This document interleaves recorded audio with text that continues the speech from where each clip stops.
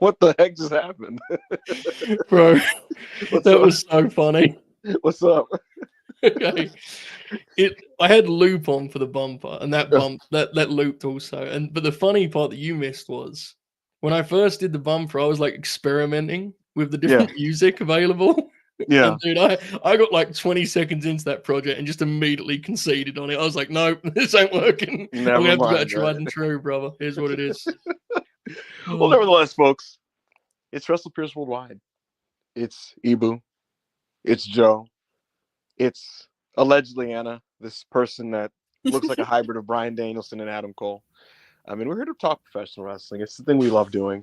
It's the thing that we've totally been keeping up to date with, been watching a lot of, and have a lot of fiery, new and inspiring and dynamic takes on to offer for the next 90 minutes or so, give or take, before Monday Night Raw. So I'm excited to be here. It's the week of WrestleMania. Everybody pop the champagne. Everybody, get the pom-poms out. It's WrestleMania week. So we'll talk about that. We'll look ahead to Mania week and what we're excited about, what we're not excited about. Maybe take a look at some of the matches over the weekend. But there's some other news, folks, because this morning Tokyo Sports confirmed that Jeff Cobb is leaving New Japan Pro Wrestling. So stop, the goddamn presses. Jeff Cobb is leaving New Japan Pro Wrestling. He's going to WWE.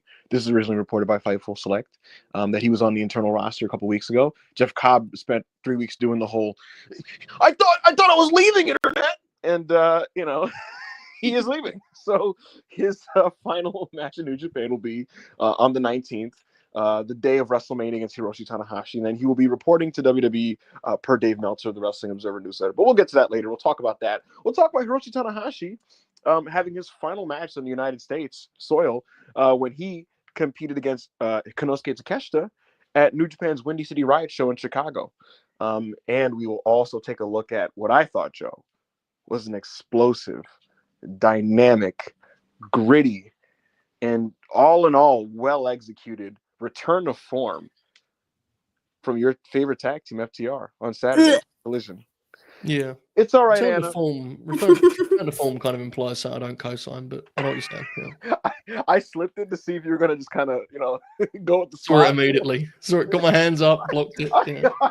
I shot you off the ropes and you just like stood still. I was like, god damn it, But we'll talk about that in case you missed it, folks. I know, a lot of people don't keep up with Collision, but we will discuss this segment. We will summarize the segment, and we'll see if Anna is on board by the end of the segment. I think personally, Joe, once I outline everything that happened, I think what's going to happen at the end of the segment. Anna's going to go, "Oh my god, Ibu, I'm in." What popped me about that was you said, I know not everyone keeps up with Collision. Like, this is some, Broad Strokes podcast, and Jeff Cobb is our lead headline for the night. Like, we only two have the big names here, folks. Collision may slide by. But... like we're like Wrestle Talk or something, you know what I mean? Yeah. It's like, or the videos, that the news videos they do where it's like at the top, it'll be like, Rock says he'll be at WrestleMania, and it'll be like Triple H says he would Cody Rhodes, blah blah blah. Except also it was just billboarding a bunch of niche shit, But is that an impression of a specific individual? That was kind of crazy what you did there here on the air. Yeah, it was inspired by my good buddy Ali Davis. I will admit. I'll admit it. Okay. Shout out to Ali. Good guy. Good paycheck when I did his game show. Shout out to that. That was a great moment in my life. Carry on. I just sat on the apron, watching the big dogs do their thing. It was the one time I got to be in the big stage, in a multi-person tag. If you check my cage match, Joe, you know what that was? It'll say for like one match, it'll say like New Japan Pro Wrestling, and it'll be like Okada, Tanahashi, Ibushi versus like Goto, Shibata, and then like fucking Yujiro Takahashi or some shit. It's actually funnier than that. It's Royal Rumble 93, Tenru running out, just dead silence. Gorilla yells, Tenru! I'm on Wrestle Talk and I'm doing like Ibu stuff. Like I'm trying to fit it in. I'm like, haha, I don't even know what my bits are. I'm just like, hey, I'm Ibu, and they're kind of like, yeah. Anyway, so Denise, and like CM Punk, right, guys? That kind of thing. But anyway, let's get back to Jeff Cobb. Go for Ibu. Take it away. You're the host of this. We're gonna have a fun show. Like the video. If you haven't liked the video, we're just hanging out, man. We're just three guys and gals that just like to hang out and talk pro wrestling. So like the video if you haven't liked it. Please send us super chats. Give us your opinions on anything you'd like us to talk about. Maybe ask us any wrestling questions you may have, any pressing matters, any information you'd like to attain. So your opportunity is now to get the super chats in. And while you do that, I'm going to toss it over to one of my favorite co-hosts, Anna, someone that I very much value doing podcasts with, even though it comes sometimes in moments like this where I have to look at Adam Cole on the face of Brian Danielson. Anna, how are you doing on this Monday afternoon?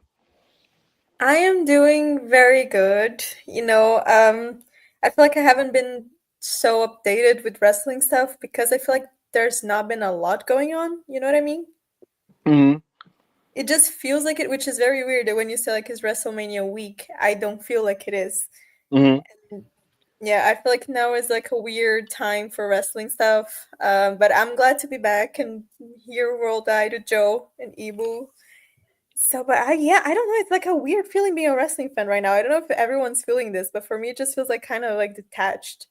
You know what's funny about this, Anna? I was talking to my brother, right? Mm-hmm. And I was like, I hope it gets like actively bad so I can just like leave it alone for a few months, because I have this problem, Joe, where like when it's kind of like What do you say? Yes, you do. Carry on. I have this thing where when I'm like kind of interested, kind of not, and I'm like kind of half in, and I'm like, oh, that looks good. I'll watch that. And, I don't really care about that. I don't like that feeling because I want a hard split, and I could just leave it alone and not care, and use that time to watch like my TV shows and stuff, right? But then Tony will be like, Athena versus Mercedes. I'm like, fuck you. Now I have to watch this. Can you just be like bad? You know what I mean? Like, if you're gonna be like okay, like then fully slip. You know what I mean? Like, Honestly, yeah. You know There's what I'm like two things. There's two things right now that the only two things that I'm interested in wrestling, like really, really interested right now. It's Mercedes and Athena, and like Io, Bianca, and Rhea, and not because of the story, because no, just the match itself. I'm excited to see it, and I'm happy for you. That's it. Everything else, I'm just like, sure, they're doing that. Sure, they're doing that. And FTR, and the fact that I'm at this point, and Ibu wanted to make me watch an FTR segment is like he's begging me to just never watch wrestling again. It was Joe, you know what just popped up on my screen? Fightful Select update on Chelsea Green / WrestleMania. Oh my god. I've got a feeling I know what that update is, brother. She ain't on it. Notable WWE star expected to miss WrestleMania. You know what I mean? Like, could you imagine? It says major women's United States Championship match planned for night 2. She'll get on it. I think she'll be in a backstage thing. She'll be in a. Like, I genuinely. I didn't mean that. I meant that sounded a lot more condescending than I meant it. I didn't mean it that way. We like Chelsea over here. Chelsea's got herself over, dude. Straight up, you know. I'll tell you what, Anna. So Chelsea now has a stable called the Secret Harvest, and she's being paired with Piper Niven and the former Kaylee Ray, and they're good wrestlers. And at the end of a gauntlet on SmackDown, Alba Fire is her new name, and her and Piper. New name for like 3-4 years. For 3 years, right? They call her Alba these days up in New York, you know. But they closed the gauntlet with Lyra Valkyria and Bayley, and that was actively pretty fucking terrific. And I was into that. I was really into that. The ladies worked really hard. I feel like they were mad at the office. I don't know. Maybe that's just a sneaking suspicion, Joe. Just kind of, you know, when you watch a match, Joe, and you feel like they're just all like, fuck them. You know what I mean? Like they're just. Well, yeah, there has to be like, look, you know, I'm sure there's definitely parts of our audience, especially like Chelsea's not necessarily an electric watch bell to bell, but if you're in that locker room and you're a mid-carder and you see how much Chelsea's like made the most of everything she's been given and she's got over, there will absolutely be people seeing something that left off and it will bum them out. Like that's inevitable, man. It's just, you know, or even like a Liv Morgan who has climbed so far, her match being so kind of haphazardly pieced together, doesn't send a great message to the mid-card. It just doesn't. Did you see Shayna Baszler's feed, Joe? I did not, but she's a beast, so I'm sure it's very funny. Oh my! She basically was like, "Fuck Roman Reigns." I was like, "Whoa!" I was like, yo, the ladies. I saw they don't care, bro. Like they let it fly, you know. Yes. Whose Twitter was it you sent me? It wasn't Casey. It was Caden. Caden Carter, where she just retweeted a bunch of tweets. Half of them were basically like Triple H can't fucking book and he sucks, and she's like retweet. I'm like, wait. But you work. Yeah. It's just shit like they should push Kaden and Katana, but Creator doesn't have a fucking clue. She's like, yeah, retweet. You know? Well, there's probably a point you get to go for it. No, I was gonna say like at this point, like they're not being utilized. You have like the women's tag title match with your IC champion. You know, it's like the first ever IC champion, and you put her with Bayley. I don't know what happened there. You know, watching from the outside, it just feels like it makes no fucking sense. They just put them together to go against Liv and Raquel, and then you have like actual tag teams that are not doing anything. And sure, for me, I don't think they have like the biggest personalities or anything, whatever, but they're good in the ring, you know. And it also depends how you build them, how much space you give them.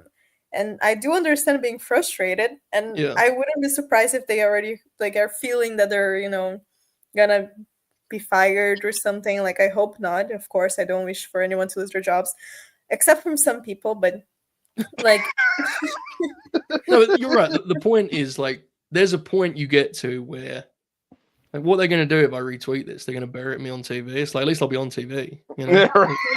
So here's a godly one, Joe. This is the big thing on the weekend that if you were in, you knew, like there was an account that was kind of making fun of the opening grappling exchange that Shayna Baszler and Bayley had. And like most people were like, fam, that's wrestling. They are wrestling, right? But because it didn't look like choreographed or cooperative, like it just looked foreign to some people. But someone quoted it, and Shayna Baszler retweeted this tweet that said, "Yes, Shayna and Bayley are literally wrestling. This is a lockup and a pro wrestling takedown. But I bet it would be cinema if they look at each other for 10 minutes, picture in picture with a promo video or a QR code telling you this is wrestling." And then Shayna went, "Beast retweet." So there Wow. you there you go. She also said, Joe, because people are so used to costumes, they don't recognize reality when it's right in front of their face. Beast. I do wish she had gear, but Beast nonetheless. Oh man, let's go right into the super chats. Let's chat with the people. Let's see what they got going on. Yes. Anna, you're on super chat reading duty for the beginning of this thing. Okay. Oh my Yeah. god, so much responsibility. Take it away, Anna. Go for it, Anna. Black Yakuzu 94, thank you so much for the $2. Very depressing month for wrestling so far, I can lie. Yes, it has been. It's like exactly what we were saying. It's like WrestleMania season and it does not feel like it. But like you guys that are actually watching stuff. How does You know what's that? funny, Joe? I'm not depressed. I'm just like, I am, but I don't think it's wrestling. Do you remember, Joe, the legendary Chris run-in where he said, "Chris, how's your mental health?" That's bad, but I don't care. You know? It's a weird month, Joe. It's been raining all week, and it's April over here. It's raining. It's cold. It's just a weird month. It's a weird fucking month. I don't know. It's for me with wrestling. I just pick out the stuff that interests me, so it doesn't affect me as much. Now, when the stuff that interests me is terrible, it does bum me up. I don't know, man. I think it will be okay. I hope so, Black Yakuza. I apologize for my lack of optimism in response to you here. Yeah, I don't know. I guess maybe I've just reached that. Cat Williams always had the famous joke about you just need that fuck it in your system, and maybe I've reached that point where I'm just kind of like, I'm trying not to sell, Joe. I'm really trying not to. I don't want to write in all. I don't want to type in all caps anymore, Joe. You know what I mean? Well, there's enough despair and darkness around us. Yeah, it's like exactly like the world is going to shit, and then you see me on the timeline going like, why the fuck did Kaden and Katana only get 3 minutes in the gauntlet? You know what I mean? Like, I just can't. Can I use this space to just talk about whatever the fuck you want, Anna. I just want to say something because okay, so you guys know I'm Brazilian, right? Yes. Our wrestling scene in Brazil, it's not a big thing. All the companies that we have are very extremely independent.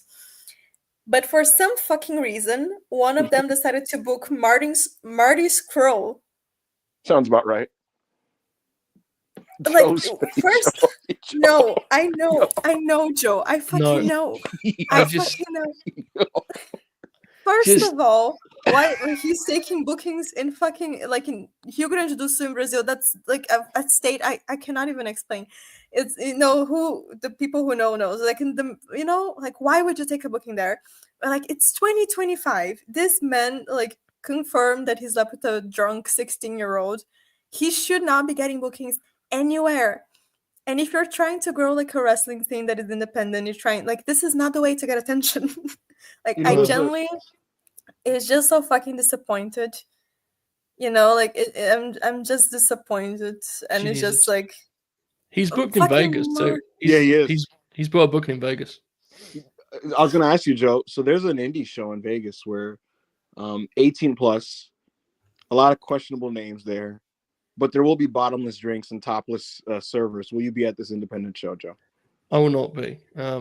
Appreciate you asking, but yeah, I will not be there. The reason I kind of reacted with a gasp is just beyond the obvious. It's just the idea of the expenditure to book Marty Scurll in Brazil.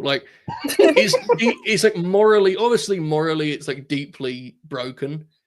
But it just makes no sense in any. You know what I'm saying? Do you know what I mean here? Because Joe, what you're basically saying is, because wrestling is wrestling, what is a common thing is pieces of shit will be booked and they can draw him a house. But this guy is being booked and he won't draw him a house. They're gonna fly him to Brazil. Like that's the thing that Is I'm that thinking. gonna sell Like it? Is that people gonna do sell one not. ticket? No, people No. don't fucking know him. People don't care about him. Like, you know what I mean? Like the only people Yes. who know him and who care are apparently like the wrestlers and the people from the company because they're defending him like crazy, which is and they're like celebrating you because it's an international thing. It's like such a like an underdog syndrome. We have the same in Brazil, like that you just think just because someone is from the outside, oh, it's a gringo wrestler, it's an international wrestler, that's a good thing. It's not a good thing if the guy was literally like, canceled because of speaking out and because of like being with a minor while she was drunk. That is not. It's just Right. so And we like should know, stupid. even if he was a huge draw, it doesn't make it any better. It's just Oh, that it's was just- why it's I obviously reacted still like I bad, did, yeah. 'cause it's just it's like, but yeah, it's So I guess Exactly. our answer to this was yes. Okay. Thank you. All right, there we go. Here's another one for you. Go ahead, Keep it- Anna. Anna's on fire. Keep it moving. Yeah. Ryan Is Joe? Cecchini. Is it time to give Anna the Hooper label? Is she now? When do She's when rocking. when do we christen her Anna the Hooper? Well, Anna read one super chat and sparked like an entire rant about the Brazilian scene, so I'm now fired up to see where this goes from here. Yeah. Let's keep this rolling. Go ahead, Anna. Oh my god, wait, I just saw information in the chat from my friend. He said that Marty Scurll asked to be booked. That's so embarrassing. I'm sorry. Okay. Who thought I was British? That's so offensive. Wow. Okay, so Wow. Ryan Cecchini, I think that's Italian, but it's Canadian 279. Thank you so much. Guesses on where Bozilla goes next. Stayside. Maple Leaf Pro. Bozilla. NXT Bozilla. I have no idea. I have no clue. Do you, They have Joe, do you think Sean was like, they're raiding me, honey. We need you. I mean, probably, yeah. That's probably what happened. You know what I mean? He got the call from her. Look, we're taking Roxy, Jordan, Julia, and Stephanie. So good luck. And then he was like, fuck, all right. He looked around and was like, hey, Bozilla. Is there like updates on this topic, or is this just Bozilla left Marigold. Oh, okay. Yeah. I mean, I guess that is the fair guess then, right? I guess. I reached out like, hey, so what's next? Right. Like, look, I like Bozilla, but I do think she needs to look a little more time in the independent scene. Like, just going around, she's still very green, you know. And I think it would benefit her to like, go around and just grow her name and her skill set before any big company tries to snatch her up. Mm-hmm. I agree. I think she should do another year doing other stuff. Yeah, she should. Just like, go around, go to different companies. So. There needs to be a promotion that exists as a finishing school for these developing wrestlers, Joe, where like they kind of get their run and then they do something somewhere where they can just kind of touch up on a lot of the things that they need. Because too many people make the jump from prospect to straight to American major television, and then they never properly develop the way they need to. Oh, do you think like they would do the WWEID thing with her? Yeah, I can see that. I can see her just doing indie dates and having that label and doing Evolve and shit. Yeah. Man, I don't know if this ID thing is going to be I know this is going to stick. I got to be honest, guys. You think so? I hope not. I just like I don't know a lot about it, and I mean that because it's not a topic I really care about at this point. Mm-hmm. Like the vibe you get when you hear people talk about it doesn't feel like something that's going to have legs. To be honest with you, you know again, that's pure speculation. I don't know that. You know what's funny, Joe, is I avoid WWE ID arguments because I don't care. And then like independent wrestlers reach out to me like, so here's why this is a good thing. And I'm like, I didn't ask, man. Right. You know, I'm happy for you. You know, I'm not, and then be clear, I'm not saying that it's not good for the. I don't know what the experience is for the wrestlers.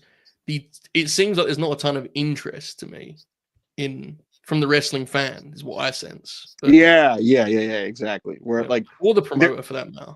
There isn't this giant clamor of people rushing to buy tickets. Like, oh my god, there's some ID showcases. You know what I mean? So exactly. And if there's not, like, how many legs can it really have? Right? Which value can it have? We'll see. Well, yeah, we'll see. We'll see because you know, we'll see. Fucking talent yelling at me like, look, bro, I get to do my real job and make a couple thousand. I'm like, I didn't say anything, man. Why are you yelling at me? But go ahead. $4.99 vernacular. Thank you so much. Happy Mania week. Woo! We are locked in for you. Retaining, Punk going over, Cena changing the year, and Dom's IC title reign. Please stop tweeting him. Okay, so I'll say this, Joe. Right now, I was looking at the Vegas odds at AO yesterday. You know, because I'm a big gambler. You know, but Io, her odds are very close to Bianca's, which surprised me. I don't know what that means. I don't know if they're on the fence. I don't know what it means, but I just think it's interesting that Io's. I don't think it means anything, but I respect it. So who's winning, Joe? Well, that's a good question. I think I don't think Rhea Ripley's winning. I think Bianca is winning, to be honest. I think she might be turning. Feels like they may have no choice on that, which kind of bums me out, but that's where I feel like we're at. It's what I think is interesting is they're having her. They're trying to have her character avoid giving a firm opinion on the Naomi Jade stuff. Whenever she references it on the show, it's just kind of like, look, I'm going through a lot, and like things are happening with my friends, and it's tough right now for me. It's that rather than Naomi's a piece of shit, and you know, fuck what she did to Jade. So I could see post-Mania that kind of coming back together. So we'll see with that. Yeah. Ooh, I almost said the name. I would not let you say that name, Caroline. You are all cowards, man. Shout out to Give Me Back Shots, Solid Monster for the $5. Thank you. I expect Io to win, and I know most are rooting for her, but Bianca turning heel during the match and winning intrigues me so much more. Yeah, I had never thought about the possibility of Bianca turning heel, but it does make sense now that you guys bring it up. So I do feel like she's going to win, but now that I'm thinking about her turning heel, that does interest me more, because when I thought about it before, I was like, yeah, sure, whatever, like I don't care, you know, like I'm happy for you and that's it. But yeah, I think it makes sense. Yeah, especially with the Naomi Jade thing. I think it could be interesting. Like I'm not against. I love all three of them. I'm not against with whoever wins, but Bianca turning heel would add up. It'd be fresh, definitely. Yeah. I'd be mildly against. I was gonna agree, but I'd be mildly against Rhea Ripley winning, even though I'm not. I'm not one of those anti-Rhea freaks on Twitter, because there are many of those people. I'm not one of those, but I do think they should just continue to evolve her character, which it looks like they're doing anyway. She doesn't need the belt for that. So. Yeah. No, I think Bianca or Io like would make the most sense. And Bianca, they have the whole thing with the streak and everything, so I think it just it makes a lot of sense. Okay, so Masp, thank you for $1.99. A group with Cobb, Reed, Fatu. I see the vision. Who's Reed? Bronson Reed. I think. So I actually think this is the direction. It's a tsunami guy. Yes, the tsunami man.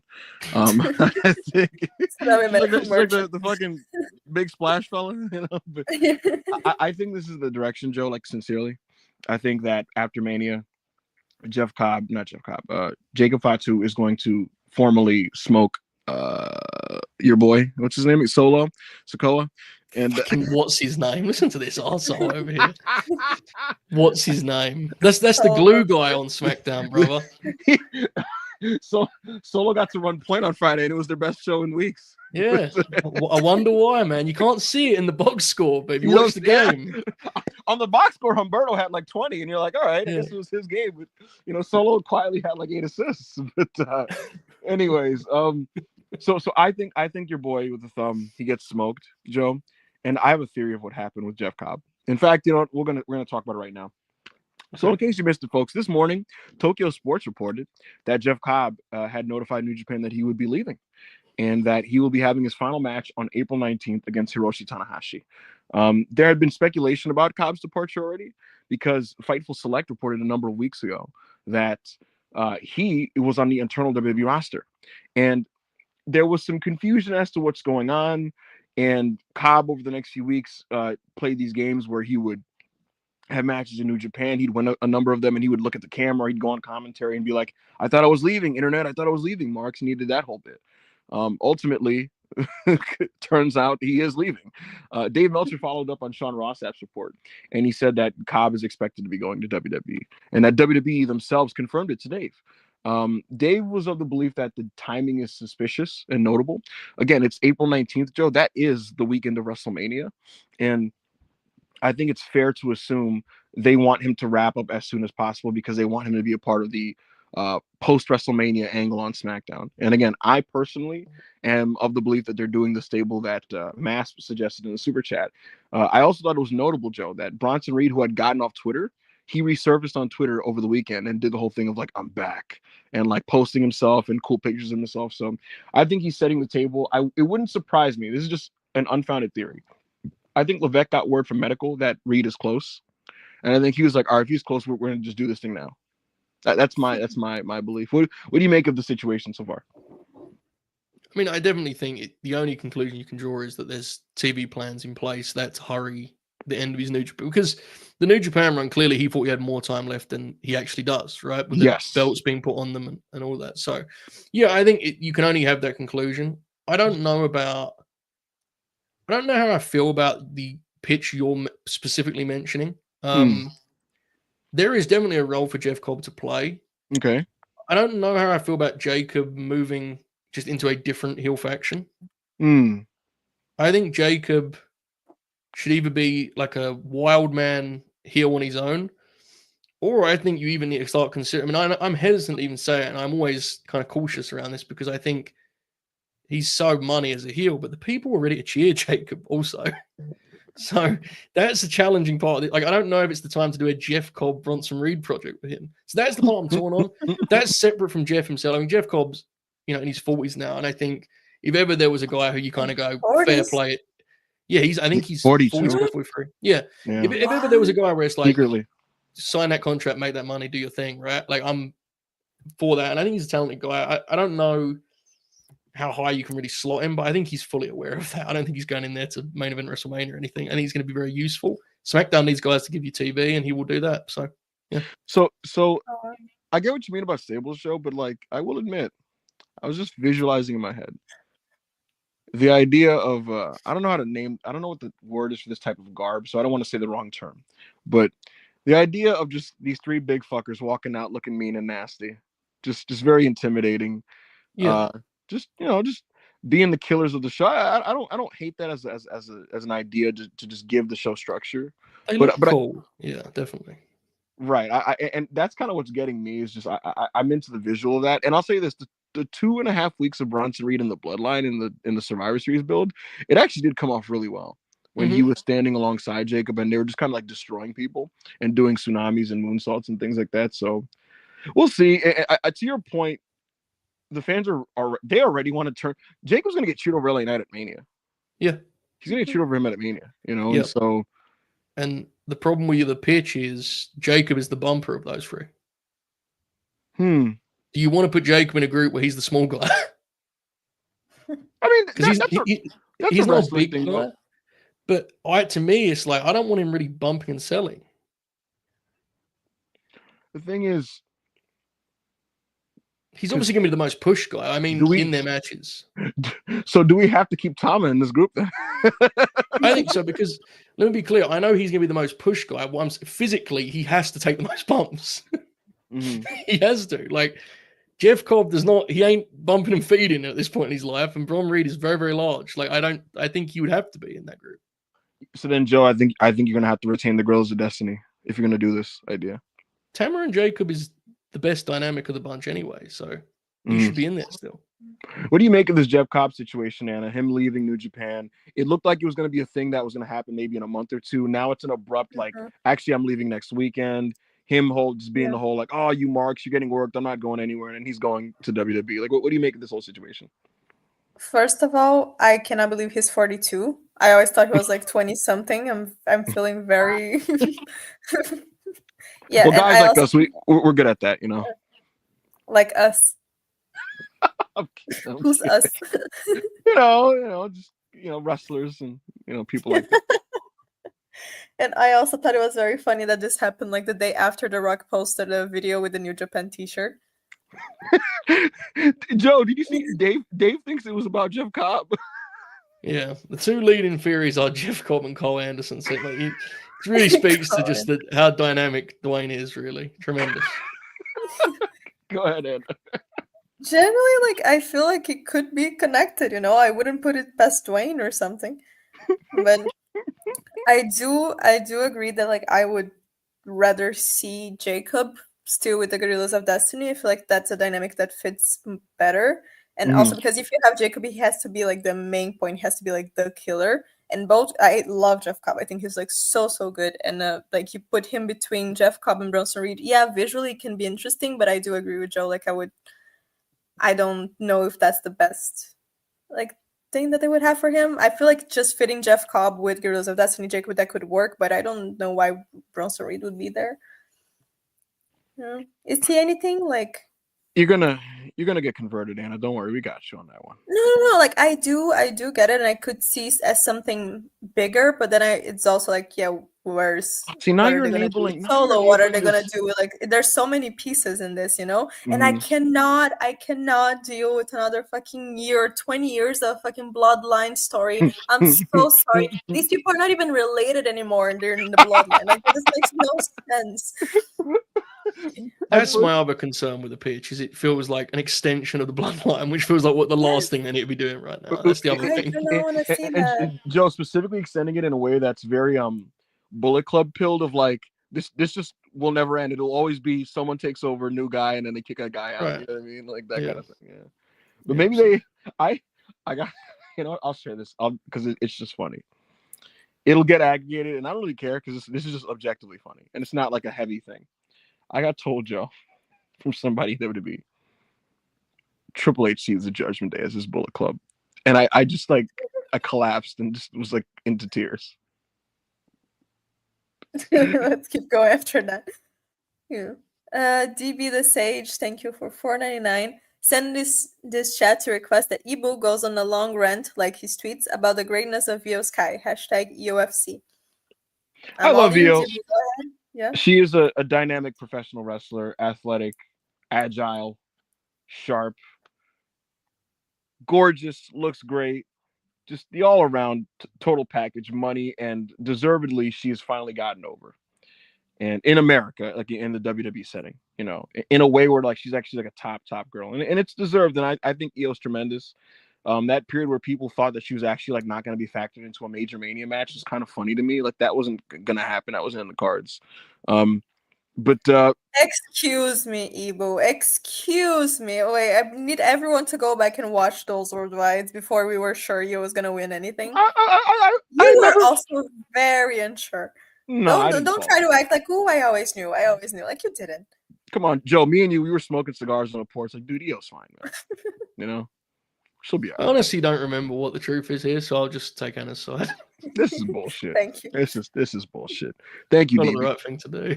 We all like Io, right? Oh, I she's love incredible. She's one of my favorites of all time.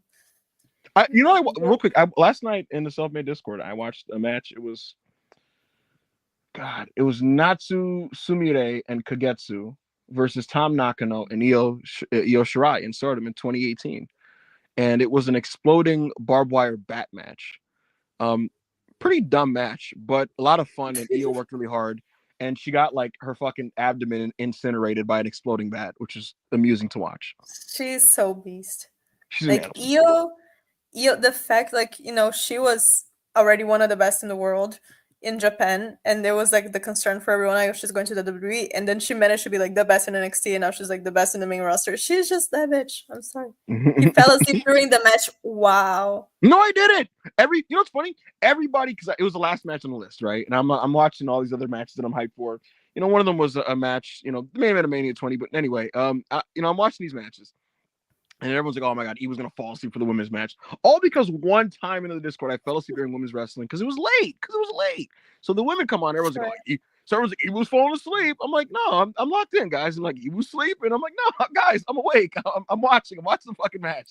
Just because I was silent for like a minute, they're like, oh, he was sleeping. I'm like, I'm fucking watching the match, guys. I like women, guys. I really like women, Go ahead. We'll pretend that we believe in that. Go Birds XTL $4.99. Would you book Solo versus Randy if it guaranteed Jacob winning the US? I wouldn't book Solo against anyone. I love the way this presents the US title, like it's like the holy grail. Yeah. I just don't want to be dramatic, but look. Solo and Randy's crazy, and I'll tell you what, I saw the graphic at night too, Joe. And it did look kind of tasty when I saw the visuals and the graphics and the 6 matches, and I was like, I like this lineup. Night 2, and then I thought they're gonna add Randy potentially against Solo there, and I'm like, oh, you're ruining it. If it was up to me, Randy gets the pop and squashes him if that's the match. I feel like you're probably I think we're all agree that that's not an interesting match. You're probably the least Yeah, I don't care. I don't want to see it. I don't. This particular element of the card doesn't bother me that much because it's like it's a shitty situation. Kevin's hurt. Yeah, I have other Yeah. issues with the card that were much more avoidable. yeah, preventable. Yeah, you could handle. Yeah, but I do agree. Like the solo match is totally uninteresting. I definitely agree with that. People have pitched to me like it has to be Solo because they have to do the thing after Mania where Jacob berates Solo for losing. And I'm like, you really don't have to do that. You don't have to. No. I'm gonna cling the cope. I'm gonna say this, folks. I think it's a red herring. I think it's a red herring. Randy Orton did an interview today, Joe, where he made it seem like he, as a shoot, doesn't know what he's doing at Mania. He might not. He straight up, Joe. He was like, I don't know what's gonna happen. I don't know what they're gonna do. They didn't really nail it down yet for me. So well, fuck. He literally was like, I hope I can at least do an RKO on the show. So I don't know if he's working or not, but that was interesting. Okay. So Chi-Town Spurs, $5. Thank you so much. Rory McIlroy. McIlroy. Rory McIlroy. McIlroy versus Augusta National. I don't know. April 13, 2025. This is 6 stars. Early front runner for match of the year, in my opinion. Which match is that? This is golf talk. It's a golf. I got the sense you're not a big golf fan based on your. I'm so detached from like a lot of things with wrestling right now that I thought like this might be some people like I don't know. Augusta Nacional. That sounds like a drag queen name. That's so cool. I'm not a golf guy, but I had a phase, Joe, in my teenage years where I watched Sports Center on ESPN every day. And you know what's funny? When you watch Sports Center and you watch ESPN, I had no life and I just watched ESPN TV shows all day, right? As a teenager.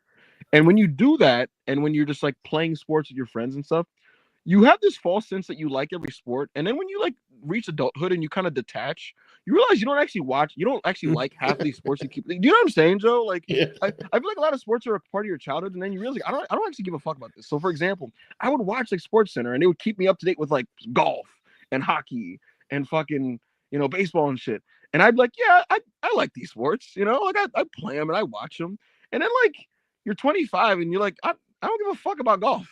Like, does anyone in the chat know what I'm talking about? Like, I feel like this happens. I definitely know what you're talking about. Yeah. I used to care about every sport, now I care about none. That's what I'm saying. Yeah, bro. Like, it's insane. Like, dude, I had hockey takes when I was 17. I don't give a fuck about hockey. Yeah. It's life. Well, love of the game, brother. Yeah. Love of the game. User Heart, $2. Is Mariah May # all NXT? No way. Did you see her IG story, Joe? No, I didn't. You didn't? No. Let me read. We're trying to find and read it. It felt like such a setup what you just asked me. Did you see Mariah May's Instagram story? No, I didn't, man. What are you setting me up here for? It's a picture of like of the mirror of the window of a plane. And there's text in the and it's like this beautiful pink sunset. And the text says, you can't make the wrong decision because every decision leads you to where you're supposed to be. Oh shit. I mean, it was accompanied by a song called Radiant Pulse by Donushi. I can't imagine that being a bidding war that favors WWE, to be honest with you. But she may not care about the money. Like, I may be completely wrong, but my guess is that she'll be offered a lot of money and it will not be matched on the other side. Is my just rough guess on them. Based on everything else I've seen, that would be my guess. Joe, her agent goes to Mariah like, all right, so Tony's saying he'll make you a millionaire. And she's like, what are the other guys saying? And he's like, Paul Levesque in a 30-second phone call told me that like we could give her 100,000. And she's like, yeah. Life's about dreams. Yeah, I feel like she's just posting. No, she's just scrolling. I do. Oh, sorry. I was gonna say like I do see her maybe like down the line in a few years, but right now it doesn't really make sense. She was just champion. She had like a whole like one of the best storylines in the company's history for over a year. Like I don't know if this would be the moment. I do understand like she's a huge WWE fan. That's how she like got started and stuff. So maybe a few years down the line, she's young. She's not Jeff Cobb. She has time, you know. She can wait. She's In all not Jeff seriousness, Cobb. yeah. In all 42 year old, insane. she should stay in AEW in my opinion. I think it makes the most sense for her. And I don't even think I don't know why WWE at this point would even really pursue her that hard, given their setup and who they have and who they're focused on right now. So I think she stays.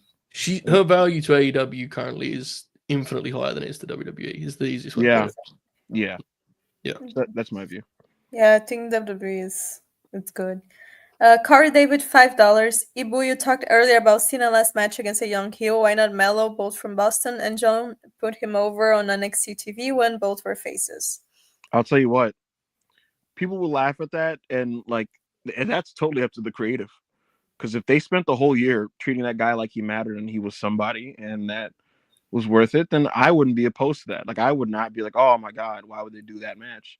But obviously the Mello that currently exists in front of the TV screen right now, that's like a laughable idea because he's just a guy in a tag team with The Miz. So we'll see where it goes. With The Miz. Sure will. That's another thing. That's not. It is what Mello it is. don't Joe, miss. in my last conversation, Joe, I expressed my personal frustration with Mello don't miss. And they didn't tell me, don't worry, we're going to break them up. You know what they said? Don't worry. They're going to be serious competitors. The Miz in Big 2025. The idea, Joe, post-Mania, a serious tag program, a contentious tag program. The Profits versus Miz and Mello. It'll really help Mello. This is like war flashbacks from Miz and R-Truth being champions, you know what I mean? Of course, Mello is like a much better wrestler, but it just feels like the same randomness. Yeah. Thank God they had that Best of 7 series, huh? Don't get me started. Ryan Cicchini, $2.79 Canadian. Make or break for cross. Wait, Evo, wait. Yes. Oh, who's doing this? You're stepping over. What is this? Shit. She said you stepped on my... All right, go ahead, Anna. I thought this was my job now, huh? It is your job. You're right. Okay. So know your place. Make a break for cross.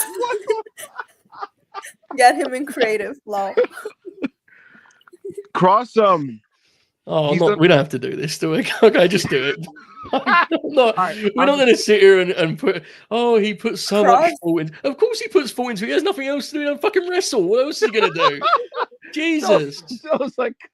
I bet every day I have to read this. He puts so much thought into everything he does. Of course he does. He doesn't do anything else. So he's just sitting in his hotel room with his hot wife, and he gets no text from creative, and he's like, all right, let me just set my phone up and rant, It drives me nuts, dude. Like, good for him, but I don't have to dedicate days to celebrating it. Like, fuck.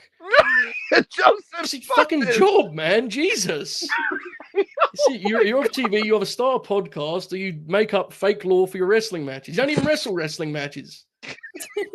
Joe, so what he does is... What does he do? Hey, listen, like, generally... Joe, so you know what? It's not even fake lore for his matches. It's fake lore for other people's matches now since he doesn't wrestle. So, like, what he does is... Joe, how he has, like, random backstage interactions with just random people on the roster? Like, I know. So then on a given week, because he runs into Dom, he'll be like, all right, and he'll sit in his camera and be like, think about it, Dom. Tonight is his first match on Raw for 2025. It's April. Oh, Joe, will this match be... Joe, gun to your head, will this match be good? I mean, their other matches weren't any good. AJ and Cross. I have a conditional theory, but go ahead.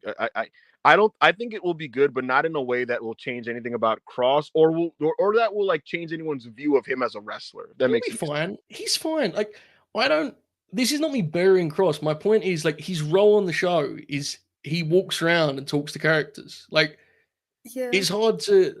The fact that I'm supposed to sense there's like a bigger plan at play is insane to me. It's just, he's doing his best and making it make sense, and I credit him for it, but I don't want to go... People go on about it like he's, writing this sort of intense scripture, You know what's so funny to me is like half of the things that he does, like when he goes backstage, is like, there's someone else at some place writing a completely different story for other wrestlers, right? And then I think his job, he just remembers, oh, I looked at this person in backstage. I think we have footage from like 2 years ago when I stared at this person while they were walking out. And then they take that footage from 2 years ago and he says, you see, if they turn heel was all my plan from the start, baby. Like, it's not. Yeah. That's how I feel. Oh my God. That Yeah, it's guy. going to be make or break. It's going to be 2 3/4. The people that like Cross are going to say he needs to be on TV more. Everyone else will not say a word, and we'll all move on with our lives. Thank you, Ryan. You know what? To be dynamic, this match will be notably good, is what I will say. All right, mate. Because of AJ, come on. Well, AJ on steroids, like. Yeah, obviously. Like, okay. Black Yakuza 94, thank you so much. $2. That's called an addiction, guys, and it's not good. An addiction to what does he mean? What is he referring to? Ibu saying that like he can't quit wrestling because some of it's good. Yeah, it's really tough. Like a toxic relationship. It is. It's That's really not that hard, man. Just watch the stuff you want to watch. Or just like that, be busy. It takes your time. Joe, it takes your time, and then just to get to that, sometimes like you got to scroll across the show to do it, and then sometimes you feel bad with the things you're skipping. Sometimes, you know what I mean? Like you click the show, you're like, I'm going to watch this one thing, and then like you scroll through repeats, you're like, Ibu, there's a very easy solution for that. Have a life outside of wrestling stuff. The thing is, I do. That's what makes it tough. I have a lot of other interests and ventures that I deal with, Dana. That's why it's like, I get on. I'm time to watch Carry on Cross. Well, I'm off on Mondays, so and I get paid to carry. I get paid to cover Raw. You get paid to carry Cross to cover. But it was funnier if you just said that. A few people have been paid to carry Cross before. Anyway, next super chat. Dispo $4.99. Thank you. Any ideas what the cool news is that Rocky Romero was talking about? Out. So many options. The Good Brothers are back. Hell yeah. I'm doing the two sweets. You guys cannot see it, but I'm doing it. Damn right. I haven't seen these references, so I don't know what this was specifically in reference to. Yeah. What did he say? Do we know where he said this, Ibu? No, I don't. And I'm going with the Good Brothers here. Probably is just the Good Brothers, isn't it? Yeah. Yeah. Your friends. Next my good brother. Joe's Good Brothers. DB the Stage $9.99. Thank you so much. Did they not report that a large chunk of the women's roster are unhappy with the effort put towards their booking from top to bottom in comparison to like the top guys? Like, how could they not? Yeah, that was a Fightful Select report, right? Yeah, I think. Shout out to. Never mind. Yeah, that was the thing that was reported, and yeah, I believe the report. I was gonna make an assertion of who fed the story. Oh yeah, that wouldn't be nice. It was probably multiple people too. So that yeah, it was a real report. Absolutely. It's and people in the chat do, and I get the bit. Trust me, guys. There's much more than like 1 or 2 people. It's a big roster, no, of course, but it is the person that pushed it forward. Yes. Right. Like obviously, it's the mood of a group of people, and then one person I think sometimes is enthusiastic to. Right. Yes, exactly. Next super chat, Anna. Chi-Town Spurs $2. Don't worry, Joe. Only 7 more games of Eng Ball. This is more shoots ball. Ange Ball is a reference to our football manager at Tottenham. I've stopped watching. So honestly, Chi-Town soccer. I wouldn't know. Sounds like it's been really bad though. I'm sorry to hear. Joe, my Knicks won 51 games. Yeah. And that team fucking disgusts me. Just absolutely pretty beast, to be honest. That's pretty beast. to hate a 51-win team. Yeah. It's like you stand for something, you have principles, Yeah, like you know what it is, Joe? The fucking Pistons, like one of those fucking kids on that team just like runs over Brunson with the screen and like stood over him like he was a tough guy. And nobody in the Knicks like punched him in the face. I said I'm not watching another game. They're a fake team. They're fake, Yeah. Not my Knicks. Hashtag. Machine Gun Cole Anderson has updated his bio. I've been informed.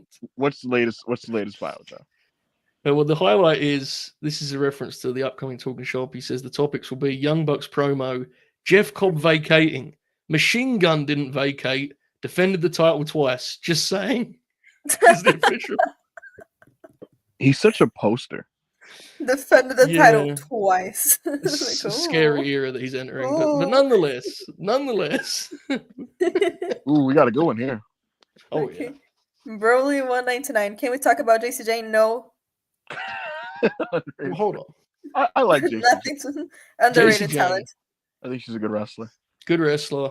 I will be there in 2045 when she's doing meet and greets and like everyone walks up to her and goes, "You are the most underrated wrestler of your era."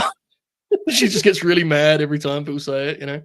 She has like a toxic attraction 8x10, fatal attraction, fatal influence 8x10. The video on your feed is JC Jane shoots on Steve Carino. Yeah. Shout out to JC. Hey, not Carino. I mean, take it easy. Right. Matt Bloom. JC Jane's awesome in all serious. She's actually quietly one of the like most physical grapplers in the division. Pops me. Nice person for sure. Ryan Cecchini, Canadian 299.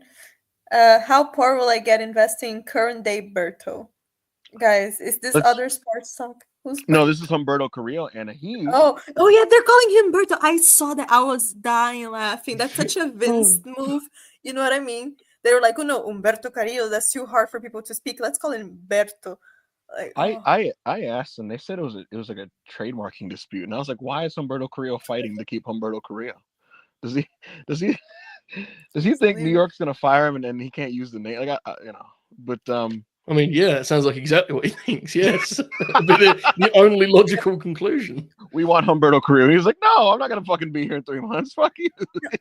When I saw the graph, you are now of the Berto. Match, yeah, I saw the graph of the match. I generally thought, like, could they just not fit his name? Like, is this just a style choice? I did not understand because them changing the names like this, it's such a like 2019 kind of move, you know? Yeah, So here's the deal. He had a really good match with Ray Phoenix on Friday. That match is a marked improvement over Phoenix's debut on SmackDown the week before. So shout out to Humberto. He is 6'2", Joe. He's 6'2". He is 29 years old. In wrestling, normally you push something like that if they have any fucking shred of potential. And it does me no pleasure to say that he outdid my boy Nathan Frazier from the week before. Oh, yeah. Fuck. That's just like. You gotta learn how to speak Spanish, buddy. Well, everyone's made for the big leagues, bro. You know, it's what it is. You know what's so nasty, Joe, is a lot of my circle and the Fortune folks, right? They've been kind of quietly waiting, like they've been waiting for like an excuse to go fuck this guy. You know, they've been waiting, right? But like all he does is have cool, fast matches on TV. You know, he just has cool, fast matches. He finally just kind of ever so mildly stunk it up on national TV, and you just felt 6 men just go, "Oh, let's fucking go." He was just trying too hard. Is the actual answer? That's genuinely what happened. Like, he's quick enough that he doesn't have to be trying that hard. He was rushing himself so much, man. He was so fucking nervous, dude. Like, yeah, you could tell. It's a singles match, like on Raw or SmackDown or something. On SmackDown against on SmackDown against Ray Phoenix. You know, like it is a nerve-wracking situation. Like, he's still a very good wrestler, but I do understand like the nerves getting to him in that situation. You know. He came on TV and just like literally pooped himself, and I was like, "Nate, what are you doing?" Nate. Bless his heart. Bless his cotton socks, folks. Poor old Nate. Shout out to Nate, you know. Yeah. Go ahead. Hush. How does say this? Hush, I guess. Hush is $2. Thank you. This might be Triple H worst matchmaking card so far. It is. There's not a lot of matches that interest me. I have to be very, very honest. So we're gonna get to it right now. But before we do, I'm gonna say this. It is an insane card, and night one could be oblivion. But Joe, lest we forget, there's been a couple of these PLEs with some of the most insane lineups I've ever seen. Like, I'm gonna pull up Fastlane, Joe. Do you remember this show? That was the LA Knight Cena show, right?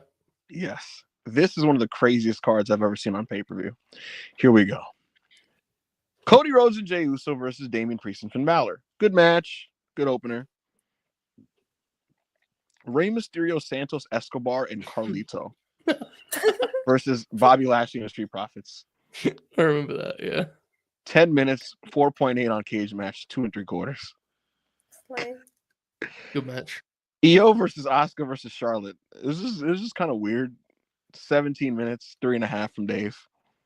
Okay. A 17-minute Solo and Jimmy Uso versus John Cena and LA Knight match. That was psychotic, bro. What the fuck? Why did it have a 6? This match was dog shit. The heat in that match was so boring. Oh my god. This It match went was on forever. terrible. It was Joe. They didn't do anything until like the last 2 minutes. Yeah, I remember that. Yeah. Sounds like a normal solo match. Solo and Jimmy. And then the main event was Nakamura and Seth. Like, That's the main event. Didn't they go like 30 too? 30 minutes. Oh. Guess what Dave gave it? 4. 4.5. 30 minutes Nakamura match in I remember 2024. giving that 2. I gave that 2 in the WrestlePurists spreadsheet. That's crazy. So I guess there's the answer to Hush, I guess, right? Yeah, that card was fucking dog shit. Oh, was that the one that Seth he did like the Rainmaker? He did that in the pay-per-view before Payback against Nakamura. That was crazy. Go ahead. Because I watched that one. Yeah. Yeah, that was nasty. Hush $2 again. Thank you so much. Can Tana versus Cena sell out the Dome in 2025? Oh, nothing can sell out the Dome in 2025. I would buy my ticket to go for if that was the match. Like I have to be honest. Sell out would be a lot of people for the Tokyo Dome at this point, and it's been a long time since they. When was the last time they got close to a sell out the Dome? You're looking at something like Pride 20 years. Oh no, Noah got really really close about 20 years ago. Yeah, it's 20 years ago, isn't it? Yeah. Like basically, the last time the Dome was like packed to like pretty much the brim was like Noah and Pride, and that was in both both things like around. Because even when like it was, everyone loved it in the 2010s, it was still doing like 30K at the Dome. It weren't like it's just different. It was steadily increasing until right before the pandemic. The 2020 Dome show peaked like 41, I want to say, which is an amazing house, but it's not a sellout. Yeah. Mason 346 999. Thank you so much.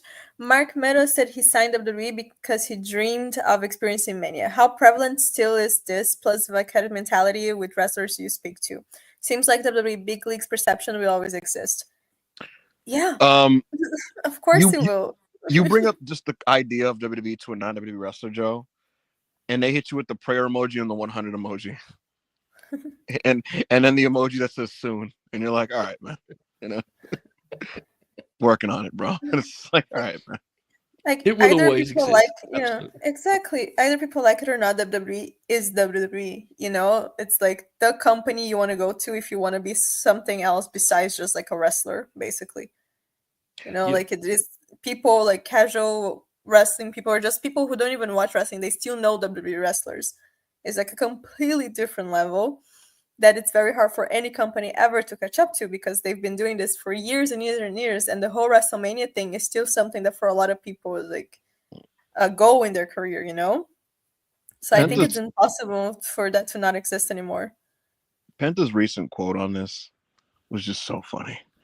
Where he was just like, WWE they just know how to make you special. I was just like, yeah, that's been a thing that reminds me of the old time, like when WCW existed, and all the boys would say, "You need to go up there and like Vince he'll make you a real star." That kind of went away in the 2010s because obviously it's now back again.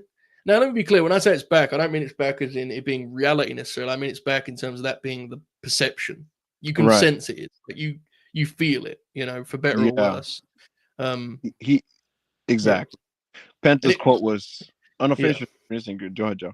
No, I just say it wasn't foolproof then and it isn't now, but that's the perception, right? Right. Penta's quote was he said, WWE is the best company in the world, brother. WWE, they make you feel like a big superstar. They make you feel very professional. You are a professional wrestler. I love WWE. These 3 months changed my life. Every change is to improve something. This improvement was my career.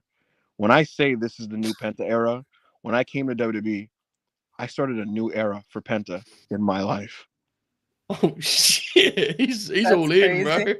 This is That's crazy. crazy. Get off But- your knees, Penta. And, That's insane. Anna, did you see Ray Phoenix's WWE debut promo? No, He I was saw that like, he changed his ad on Twitter. yeah, Joe, his new name on Twitter is Ray Phoenix WWE. But It is. I mean, this is like the era now, right? Like the era now is like you sign promotion, explain to the fans how great the promotion is consistently. yeah, it's not like you guys just got a bad motherfucker who's gonna kill everybody in here and dust this whole lot. No, it's man, this place rocks. It's a very professional outfit you're running here. Remember when Eddie Kingston? When Eddie Kingston showed up on Dynamite, and he said, "I'll blow this whole locker room out." I was like, "Yeah, motherfucker!" That was so godly to me. But Phoenix on SmackDown, he said, "I am WWE." I saw that. Yeah. Not the accent. And he screams into the heavens, and I'm like, I guess, man, you know. Anymore. Yeah. Fucking look, not to pile on because everybody was like ducking our all weekend, but Stephanie Vaquero, Joe, I'm sure you saw this. Yeah, I saw. Yeah, I saw this. Yeah.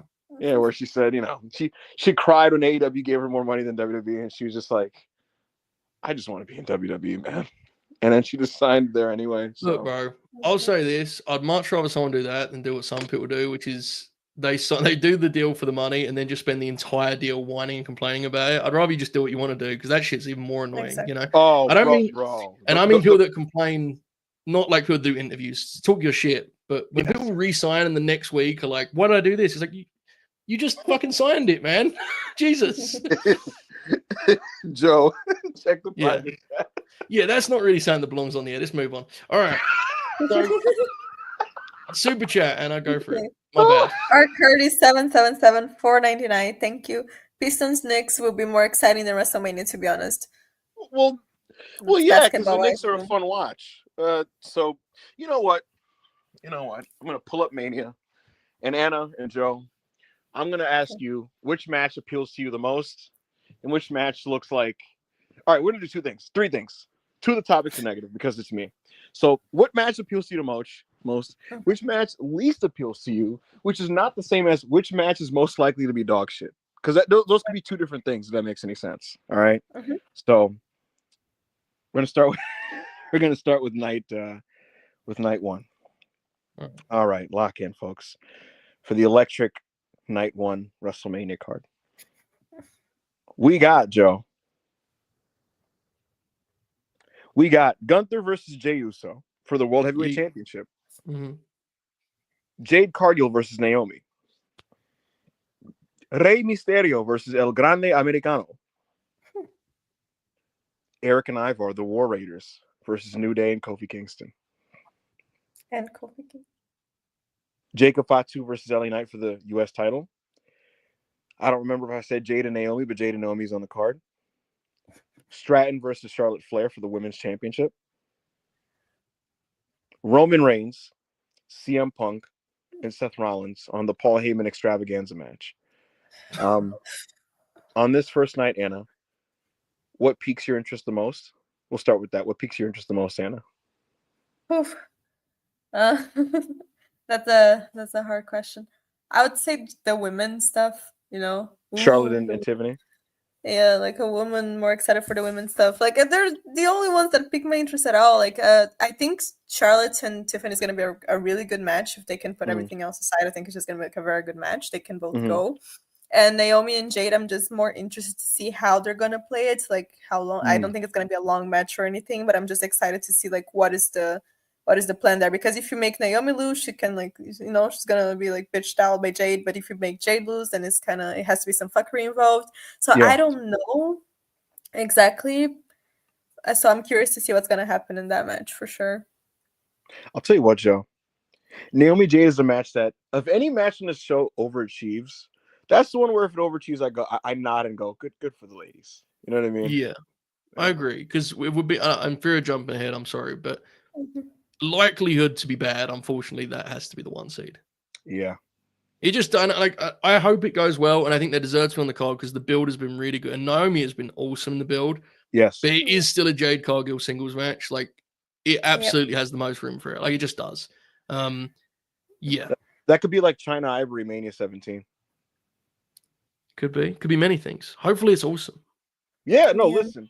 Naomi has had a couple TV performances in the last few months because she had that series with B Priestley that was really bad, and it was really bad, and people were starting to evaluate her as a wrestler. Like maybe she doesn't have it. You know what I mean? And right when she was down on the count, she strung together a number of good wrestling matches where people didn't expect good wrestling matches to come. And she'll have a challenge on her hands in Jade, I think, but I'm actively hoping and rooting for them to have a good match. I'll say this: Jade and Liv, I thought overachieved. So let's see. Yeah, I'm just like, sorry. I was gonna say, like, with this match that I'm surprised that it's in the WrestleMania card at all. You know, it's a single women's match with 2 Black women that has no title involved at all. That's something that for me would just be inconceivable, you know, like a few years ago. And even this year, like if you had told me months ago that this would be on the Mania card, I'd be like, sure, yeah, okay, buddy, you know. So the fact that it is in there, I think is already like a very nice like achievement. They definitely, they deserve it. Yeah, exactly. Absolutely. Yeah, I think Naomi kind of forced her hand on that. You know, I think she forced her hand. So shout out to her. Joe, what match on this card has your interest the most? I think it's a pretty easy one to call here, right?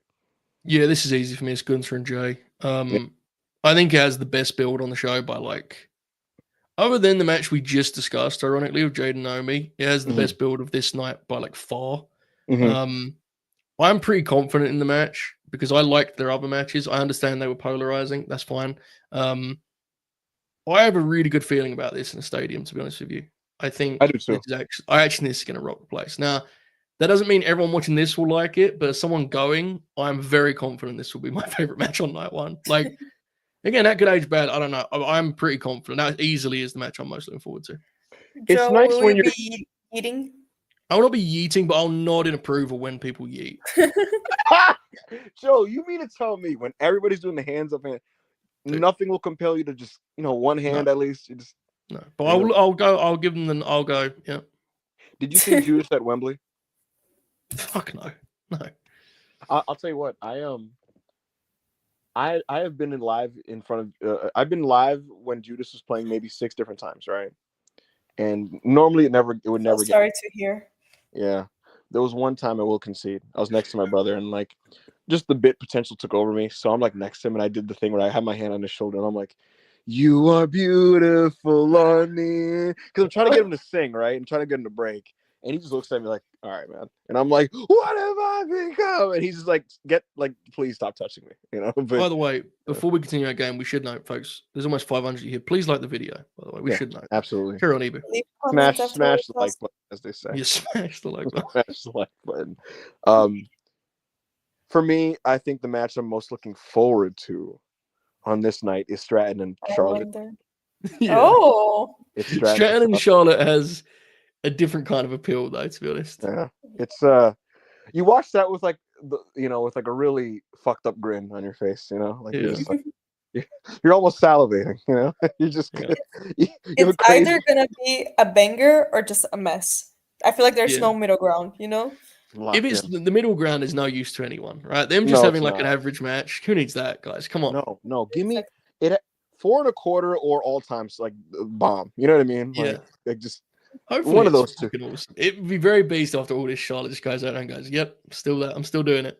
Still on the bright lights. I can still do it under the bright lights." If she has, I will say this: if she does have an excellent match, it does add to her legacy in this really weird, epic way, where it's just like I don't know how to explain it because it's like, for most of her career, she's just been bad TV. Like it is what it is, but like she still does that, on the big stage. If she can, we could do a thing where we call her like the Last Outlaw or something. Exactly. What's funnier, a great match and she wins, or like a great match and she loses? Her winning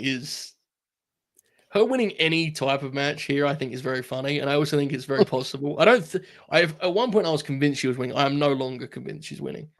But Fightful says the incident 2 weeks ago did not affect the finish, is what they claim. The incident. right, of course. I mean, anyway, next question. The match I'm least looking forward to on this card. The match I'm least looking forward to is CM Punk, Roman Reigns, and Seth Rollins. Sure, Evil, sure. Like you're not gonna be I'm watching least that looking forward to shirtless in this. front of the TV. Bro left the No. team. That's crazy, man. No, CM Punk's my favorite wrestler of all time, and I actually think he's had some good work on the road to Mania. I think Seth Rollins has been generally terrific TV outside of like 1 or 2 SmackDown promos. I'm least looking forward to this because it's one of those things where it's like when your friend tells you they're gonna drive to like the wrong side of town, and you're like, "Good luck tonight," and then he drives away, and you're like, "Oh no," you know. And watching Punk drive into Cabrini Green, which is the most dangerous area of Chicago, that's what this is gonna feel like, and it's like you might just pack a bulletproof vest, buddy. You know, and I think you're lying, unfortunately. no, Joe, He is lying. I'm not The looking. War forward to Raiders Just trying- versus New Day is on this card, mate. But there's no stakes to that. If that sucks, nobody cares. You know. Okay. All right. Punk in the main event of Mania in a match that has like a 50% chance of being awful is terrifying because it's like, fuck, I gotta watch CM Punk potentially in a bad match where everyone spends the weekend just fucking just bombing him, just Okay. atomic Yeah. fucking. So you're fearful of the discourse repercussions, is what you're telling me. Okay. It's just like I'm gonna watch it through my fingers, just like please be respectable. You know what I mean? And it's like, if they can get it respectable, then I could be like, good match. If it's great, then awesome, right? But like, there's a good chance. I'm not even saying it's like 100%, but there is a good chance that it's filth, and so I'm not looking forward to seeing that. Joe, I'm sure you've been in situations where Samoa Joe or FTR are going into a match that could be some bullshit, and you're like, fuck, The only time I've been like concerned about discourse repercussions was when Joe worked AJ at the SummerSlam, and like it was at the height of Joe is washed propaganda, and I was very concerned about that match. I will admit that, but I was a much younger man then. That was 7 years ago. Yeah, I was scared when they started slow. I was like, oh my god, it's over. I think, in fact, I'm not gonna watch Punk's match live. It'll be good, man. It's gonna be good in like a very fake good way. This is what I'm gonna do, Joe. When it happens live, I'm not gonna watch, and I'm gonna open the WrestlePurists group chat, and AO's gonna be like, "Evil, bro, no agendas, bro. That was some bullshit, bro." And I'm like, "All right, man," And then I'm gonna just close the app, and like an hour after the show's done, I'm gonna watch it on my own, and then you're gonna see my paragraph the next Just morning. watch it, man. Come on. I can't. Ibu, I can describe the match to you right now how it's gonna go. Okay, Go for It's it. gonna be fun. bell's Go gonna for ring. it. They're gonna start like staring at each other. I think Seth and Punk are gonna like come together to beat up Roman, take him out, and then they start fighting. And then Paul Heyman's That on the part's side, gonna be he's good. looking concerned, and he's looking so worried. And then CM Punk is making eye contact with Paul Heyman throughout the match, and then Roman gets mad at Paul Heyman, and he pushes Paul Heyman, and then they have a discussion, and then someone jumps outside on Roman, probably Seth. There's still a chance, like a very big likelihood that CM Punk will get injured. That we can never forget about that.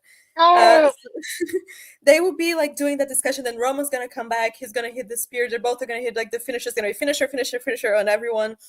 All of this time, then Paul Heyman is gonna do something to fuck Roman over so Punk can get the win.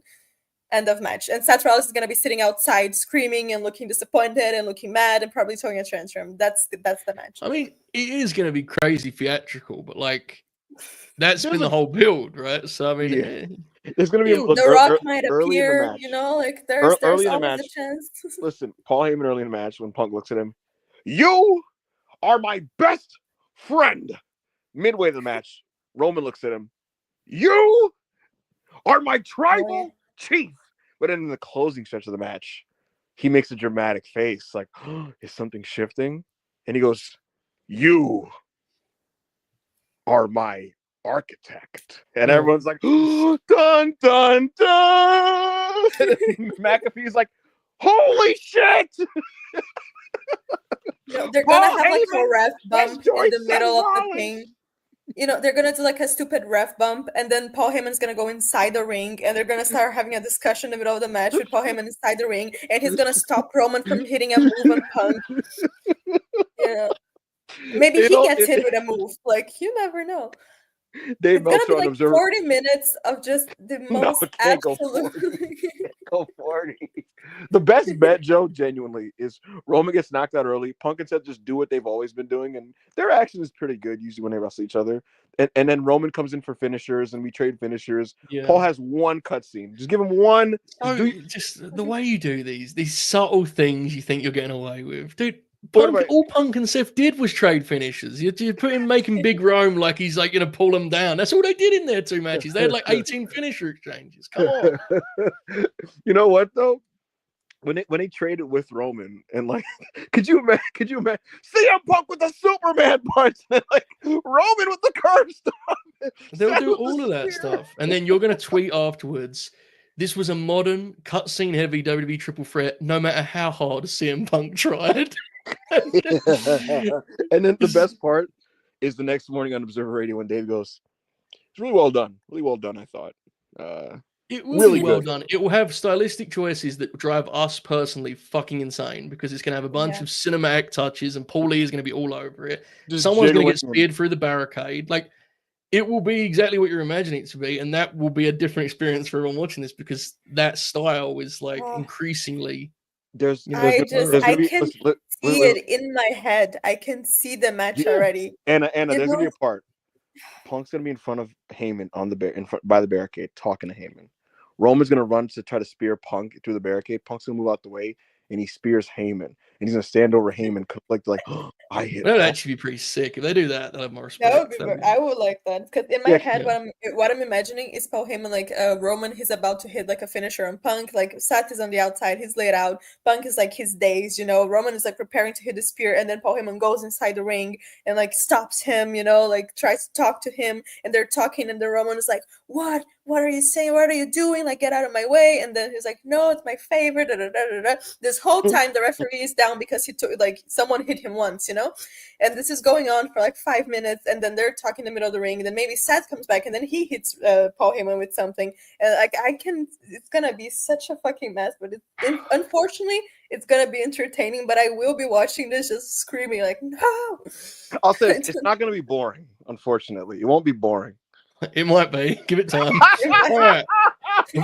What's left of our game? Because we have some super chats. Yeah. So night 2, we got Liv and Raquel versus Bayley and Lyra, Logan Paul and AJ Styles, Dominic Mysterio versus Penta versus Braun Breaker versus Finn Balor for the Intercontinental Championship. We have a Sin City street fight: Drew McIntyre and Damian Priest, Io Sky, Bianca Belair and Rhea Ripley, and Cody Rhodes versus John Cena. The match I'm most looking forward to on this night. Io Bianca Rhea, there's no another. That kind of is my pick by default, to be honest. Yeah, that's the default. That'll probably be the best match. I'm gonna say the one I'm looking forward to the most is the IC match because Braun Breaker and multi-mans where he spears people excites me. So I think that match will be good. The match that I'm least looking forward to is Logan Paul and AJ Styles, but I don't think it's going to be bad. I'm just not looking forward to it. The match most likely to be dog shit on this show is actually Cody and Cena. I don't think it'll be dog shit, but that has the highest potential to be shit. I think the biggest gap between floor and ceiling for that one. Right. Yeah, that one is the one that has the potential to be boring. You know? Because by everything that we were talking, like with the other nights, like night 1's main event, it's gonna be like annoying or like too much cinema, this and that, but it's not gonna be boring. But this one has a high chance of being boring. But I do think they're gonna do the whole thing. Like The Rock's probably gonna get involved. They're gonna do like the whole thing to get like the pops from the people, because they know that just with I hope it's a good match, but I do think it can be just like, okay, that was a match that happened. Go for it, Joe. Is this match I'm most looking forward to or not? Least looking forward to, biggest chance to be bad. Okay, most looking forward to is the EO triple threat. Least looking forward to is Dame and Drew because I can't possibly care. Most likely to be bad is like probably the Cena match, but I'll say AJ and Logan just on like the hope that Logan forgets the match and just starts like doing moves to himself and stuff. Should be great.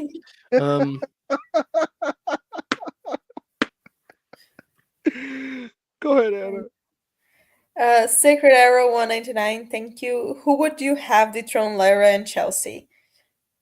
You know what? I'm gonna say something that's gonna sound insane, but given how well Lyra's going right now, I think she should hold the belt for like most of this year. You shouldn't be rushing to take the belt off her. Yeah, I have no idea for Chelsea. No clue. Jordan Grace, one of the NXT call-ups should kill her. Probably, yeah. Someone should get that. Should be their starting point. I agree with that. That's a good call. Not Josh Stuffy, 199. Dwayne about to take over New Japan. I'd be locked in. Him and Carl Anderson. Let's do it. Dwayne in Bullet Club. He'd look cool in the shirt. He would rip the sleeves. Desmond Deshay, 199. I haven't enjoyed the NXT TNA partnership. I think TNA also has not enjoyed that. No comment. I haven't really seen any of this, so I don't. I know the Hardys thing got good review. I honestly haven't seen any of it, so I can't I don't have anything to say about it. Well, you have watched 2 episodes of Impact. That's true. You're right. Actually, I mean, I was thinking the NXT side for whatever reason. Yeah. I mean, I don't know. Go for it. I thought Road Black was a great special, but I also haven't seen much of it either, to be honest. Yeah, this is not really our domain, is it? Really? Right. Where's Rob where you need him, right? I liked when JC wrestled Masha. That's my exclusive take on the matter. I actually think everything. I think the actual in terms of on-screen stuff has been good. Yeah. Yeah, if you want to talk about how even and fair it is, then you could do all that stuff. But yeah. Go for it, Anna. Not Josh Tuffy, 199. Dom Icy Rain better than Yeatman and Mox World title reigns. Honestly, that's not a big bar. The bar is in hell there. I do think it could be more interesting just for the fact that it wouldn't be boring and the matches would be fine. So people are very bullish. I was gonna say, Joe, people are very bullish on Dom winning this IC belt as they should be. I think he's winning. We have new CM Punk. We have a new CM Punk breaking news. Oh Jesus! Per WWE sources, CM Punk and WWE have reworked elements of his deal. There's no specifics on money, dates, or length, but they claim it's a multi-year contract, and he is now a full-time superstar. Oh, wasn't he before?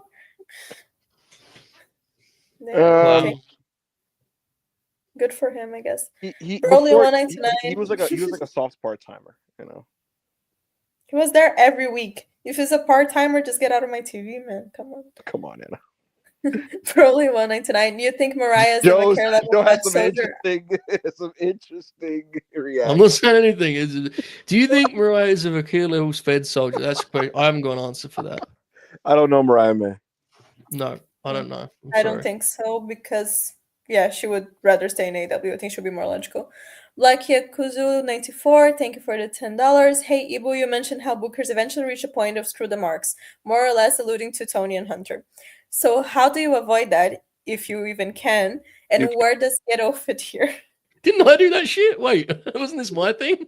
Anyway. I also had this take separately in a different place. Yeah, and all right, carry on. Also today, Joe, there was a big Triple H quote from an interview today, but did you see his one about wrestling fans, Joe? I did. Yeah, he's same thing, dude. It's inevitable. You can't avoid it. You can't avoid it. It's funny because they all use the internet to get over when they start. That's the funny. It's almost like they're liars, Yeah, and then it turns into shit. Fuck them, and it's like, all right, man. Yeah, the way to avoid it is never book anything that the internet doesn't like, because as soon as you do that, you will simply immediately declare you don't care about the internet. It's just a passage. We've proven this. Rite of passage, is what it is. Mm-hmm. It's pretty based, unfortunately. As for Ghetto, I know he had that sort of perverse heat period of his life, didn't he? Remember? Oh no, Joe! The main event of Raw tonight, not the final segment. The main event is old Fergal Dev is main eventing the TV against who? Against Penta.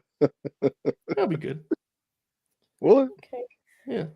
Broadway Joe, $5. Been out of it, so just check the wiki. Might just be me. Night 2 looks great. I don't know. Night 1 is ghastly. Jesus Christ. I'm leaning towards the same way. I actually like Night 2 on paper, but Night 1 could be good if all the talent work hard and everything goes best. But it's looking like a TV special. Yeah. Struggle of the Fool, $4.99. Watching all of the 1 out of 4 Tokyo Dome shows in order, and the 2003 and 02 one so far the strangest. Who would have thought the Which shows where New Japan's main eventers are getting knocked out by shoot fighters are the weirdest shows? DB the Sage, $9.99. Thank you so much. You don't have your 1A plus 1B completely overlook your 1C to have that 1C lose clean and move on. If the story wasn't built this way, I could see Yo losing for sure, but the build makes sense. It a must win. No? Is this a must win for Io Sky, Joe Holbert? Sorry, no, but I actually understand the logic. Sorry, I was trying to figure out the comment. I get what it means now. Yeah, so the idea being that Io's been overlooked in the build, she has to win to remedy that. I actually get that completely. Yeah. Mm-hmm. I don't know if that's remained a big part of the build. Has it? I haven't seen it. To a degree. Okay. Well, but the thing is, fair logic in that case. Carol, yeah. Thank you, DB. Yeah. I do understand the argument if she loses, that would be very bad for her, because the whole build has been like, oh, they forgot that Io was even there, and then she has to like keep reminding them that she is the champion and that she is there, and then she goes and then she loses. Yeah, like where do you go from there? You know. And so we should know, no matter who's winning, Io should not get pinned, right? Like it's just 100%. Slim Ripper 35, $4.99. Thank you so much. What is your prediction on where MJF and the Hurt Syndicate story is going? Pinnacle reunion, or are they building towards a Lashley MJF match? How would you feel about a Pinnacle reunion, Joe Holbert? Big 2025, by the way. I mean, I would love it, but like it would have to be something where the fellas involved are like inspired to kind of right that wrong, you know? Mm-hmm. The potential of that act is immense, but the potential of that act was immense in 2021. So yeah, I was so, dude, when it launched, I was like pumping my fist and doing backflips. Yeah. Right. So like, I think it obviously could be incredible. It can't be something that comes from creative. It has to be something that comes from the boys, I think. Yeah. We'll see. There's been a lot of mentions of the word Pinnacle, and that's why people are drawing this comparison. So we'll see what happens. But I'll say this about FTR, Joe. They had an excellent Saturday. And on this Saturday, in case you missed it on Collision, they opened the show, and they basically explained that they did what they did to Adam Copeland because the guy was wasting their fucking time, is the bottom line. He was wasting their time, and they had enough being anchored by this old man. And they called out Tony Schiavone, who berated them on Dynamite when they weren't there. And he called him to the ring to say it to his face. And Schiavone hilariously gets in the ring, and he basically invoked the name of Dax's daughter, which I kind of dug. He was just like, look, man, you have a beautiful, you have this nice, young lady that's your daughter. Like, she's gonna go to school, and you're the father of this girl, basically. And Dax just he hesitates, and then he sets up to do the assisted pile driver. Nigel, who told Schiavone not to get in that ring, has to come and kind of stop the thing. Schiavone gets back on commentary, and like he's really shaken up. Like he's just like, oh, he's trying to get his bearings. And Nigel's just like, dude, don't ever fucking do that shit again. Daniel Garcia got shoved hilariously, and they're like, oh, sorry, Danny, like, we love you, kid. We didn't know it was you. And they hugged him and stuff. It was like this hilarious conflicted hug, these fucking disingenuous pieces of shit. Later in the show, backstage, Daddy Magic's like, I was waiting for a year and a half for you to show your true colors to Danny. I knew you guys were assholes and shit. And Dax, he was so funny in the seg, Joe, because he just kind of chewing gum, and he's like, you want to fight? Is that you guys want to fight or some shit? Not to say that I know what Dax's backstage conduct is, but this felt very believable. He just him standing as this guy's talking shit. And he's like, "Look, you want to fight or something, man?" And they're like, "Yeah, we fucking do." You have to be careful because Daddy Magic, like when he gets a chance to talk, he will talk. Yeah. So you've just turned heel, you can't like stand there and like get undressed like that. Right. Like you want to let him do his promo, but Dax kind of made a point of like not really selling it. I mean this in a positive way, because he can't be standing there like doing shocked face for Daddy Magic. Yeah, like, yeah. Right, and then they get the match, and it was fiery, and Daddy Magic was fiery, but they beat the dog shit out of these guys. They bloody up Daddy Magic. Daddy Magic's just out there just bleeding and jiggling like a stuck pig. They kick the shit out of these guys. It's vicious, it's nasty, it's violent, gritty. They kill these guys, and they're trying to really really send a message and like really pile drive him. Danny gets on the apron. He's like, just pin him, man. Like you got him, dude. Just come on, guys. Like you won the match, And Dax and Cash are like, you know what, you're right. And so they do it, right? And they pin him, and the match is over. And it's like, all right, guys, everyone just calm down. The message is sent. We've done what we needed. Just no, fuck that, fuck you, Danny. And start beating the shit out of Daniel Garcia, and I start howling with laughter. I was like, these motherfucking assholes. Kick the shit out of DG. Do the assisted pile driver on DG. I'm like, oh man, this is beautiful. This is wrestling television. This is, it's all about the boom. And I'm like, fuck, Adam Cole, baby. Fucking Undisputed Era run out and chase FTR out. But that was FTR Saturday. And is there anything there, Anna, that piques your interest in any way? Not at all. I completely dissociated. I didn't even hear half of that. The Respect. FTR, like it's mentioned, my brain is just like completely turned off. Respect. What did you think, Joe? This is the best wrestling television I've seen in like months. Yeah, it was pretty good. Yeah. I love FTR, obviously, but when they booked the 2.0 match, I was like, boys, please do not let me down here. Because I think 2.0 are awesome, but I did not need to see a 10-minute back and forth match after they just turned heel. That was the wrong. And I was thinking, I think they'll get this right. I looked up and as soon as I saw it, Daddy Magic was busted open, pouring blood, fighting for his life. I mean, that to me was like, in a nutshell, what I want on wrestling television. That had spite and aggression, and people felt like they were in danger out there. It was absolutely superb. A home run. Everyone nailed it. Nigel McGuinness, the way he carried himself there, I just thought was so money. To the point where you was left wanting to see him have a match. One of the guys, Yeah. Maybe Garcia and Nigel versus FTR would be something to look at. But yeah, I just thought everything about it was perfect. The guys had promo time. They had a chance to kick the shit out of some baby faces who knew their role and embraced that. Garcia got an advancement in terms of what he's going to be doing next. Perfect wrestling TV, the best I've seen in some time, I have to say. Tremendous. You see, Evil, that's Home how you run. sell something. I was fuck? enthralled. Now This I is might biased, now I Anna. might watch it. Yeah. I'm like, this is pretty cool. Anna's like, I don't know. Joe's like, this was quite lovely and lavish and inspiring and daring He and bold. sold And Anna's it, like, oh he my put god, the emotion oh my into god, it. Joe, Yeah. the way Joe put it, it just makes so much sense. Oh my god, like what the fuck? It actually sounds interesting, Oh fuck this shit, I thought it was all strong, Joe. I like the reality-based wrestling presentation of it all. I like that they treated everything that they did as a transgression, because it should never be normalized that a wrestler physically threatens a non-wrestler on a show. That should always be like, man, what the fuck, dude? That's not cool. And other people should take issue to that. So it was I thought so WCW, bro. It was so WCW. That's the best thing to say about it. Like, yeah, 1990, Flair has the book, WCW, 89. really, really strong stuff. I'm actually like kind of like, I don't want to be like pessimistic, but it's like I don't know if like their follow-ups are going to be even like half of that, because that was like perfect. Everything about it was perfect. Yeah. Honestly, like the Daddy Magic, Matt Menard, he's such a good promo. Like I saw the video of his promo backstage, like covered in blood and stuff. He's such a compelling babyface, and every time that I feel like he's been put in that position so many times. I've seen so many videos of him bleeding and doing a promo backstage. I feel like, and he always hit it out of the park, So yeah, props to him. Paul Heyman would have loved that guy. But yeah, so it was a really strong collision in general. Great vibe. Some nice heat up wins for guys like Kevin Knight and Anthony Bowens. The women's Owen was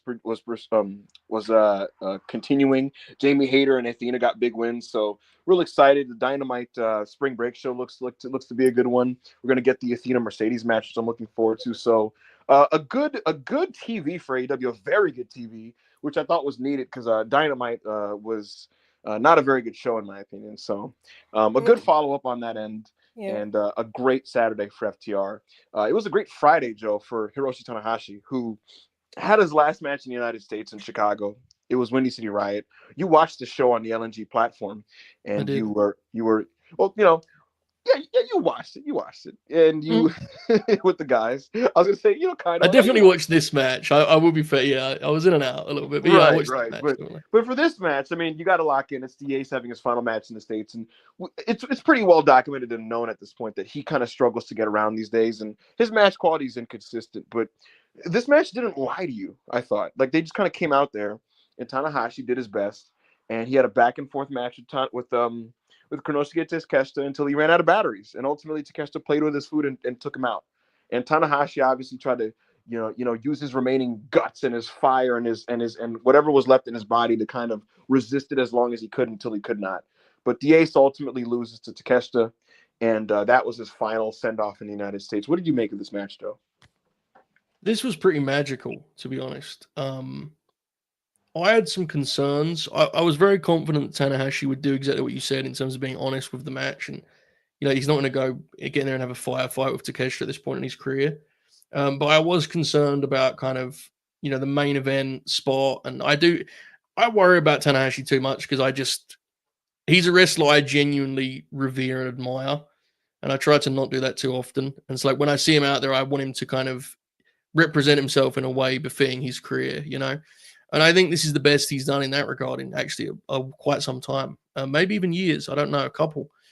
He was everything great about Hiroshi Tanahashi was on display here, even if physically he's obviously declined and slowed down, because he used that, which is what he was always so brilliant at doing. Like Tanahashi was never the guy who hit the hardest or who jumped the highest, though sometimes he came pretty close. He was a guy who made you feel something. You laid the match out. I haven't got much to add beyond just saying that when he, said, "Don't worry, look at the roster surrounding the ring," and then he did a lap of the whole building and high-fived everyone and took photos. It turned. I'm very cynical with wrestling, and it had me being like, I believe in New Japan. It had me feeling that way. And I think that is the true power of Hiroshi Tanahashi. There's been many great wrestlers in these, in his era. So many contemporaries who I think match catalog wise, obviously, have their own heavy hitters. But I'm not sure anyone's made me feel the way Tanahashi has. And I am very thankful to have seen him wrestle. And I'm going to definitely appreciate what we have left here, remainder of 2025. He's the ace, man. That's the best way I put it. Joe, he makes you believe in New Japan because he believed in New Japan, even when there was no good reason to do so. Yep. He was in this place through some really fucked up and dark times, Joe. And when the going got tough, a lot of people got going. And rightfully so. Satoshi Kojima, Keiji Muto, a lot of people disassociated. The place became a hellscape at one point, an absolute shit show, a joke. And he stuck around and he stuck through it and he kept chipping away and he plugged away. And he was the guy that basically led them out of the darkness, out of the wilderness. And so much credit goes to him for what he was able to kind of help facilitate with the last decade. I thought the match was great. And it was pretty moving to watch Tanahashi as the embers kind of faded out. And him still just try to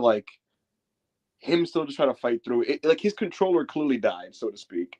And he kept trying to refresh the batteries, blow into the battery, just put it back in normal. Let me get one last clicking. You know what I mean? That was him kind of doing one last kick out as he's getting his ass kicked. The match was over 5 minutes before it ended. But Tanahashi just kind of hung on as long as he could. And I thought that was very moving. Anna, I'll let you take us home on this. Are you a Tanahashi girl? We'll close with that question. I feel like everyone is a Tanahashi person. You know what I mean? I feel like if you're not, there's just something wrong with you as a wrestling fan. He's just one of those wrestlers that if you are a wrestling fan, even if you're not his biggest fan or you don't watch all of his matches, you just have so much respect for him.